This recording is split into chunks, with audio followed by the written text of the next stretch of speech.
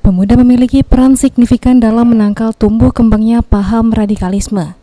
Untuk itu, elemen Pemuda Sumatera Selatan mendeklarasikan Pemuda Damai Sumatera Selatan sekaligus dialog dengan tema peran pemuda dalam membangun perdamaian bersama dari ancaman intoleransi, radikalisme, dan terorisme.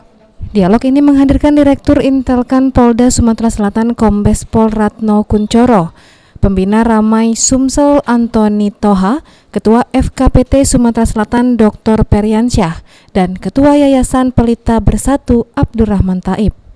Fenomena radikalisme di kalangan pemuda dipicu oleh sentimen atau cara pandang yang tidak tepat atas persoalan ras, agama, dan politik. Mereka yang terpapar faham ini cenderung tidak bisa menerima perbedaan antara satu dengan yang lainnya.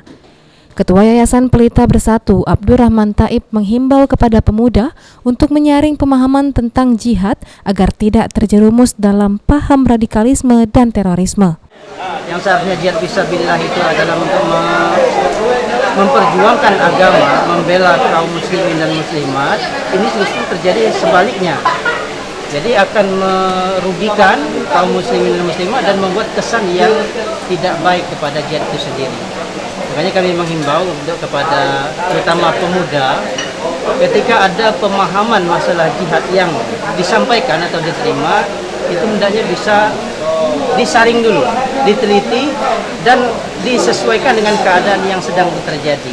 Apakah memang bisa diterapkan, dilaksanakan atau tidak.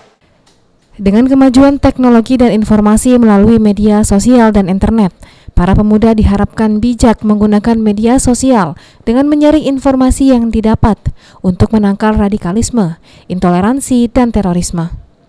Pada seluruh pemuda, seluruh generasi muda, apalagi di masa pandemi ini, kita lebih berselancar di media sosial.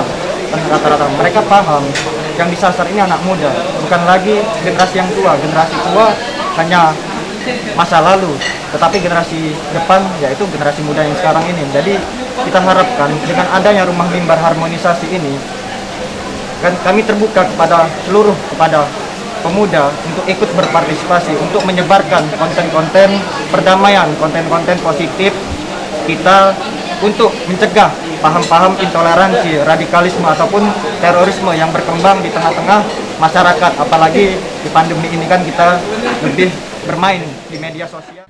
Aprianto, PAL TV.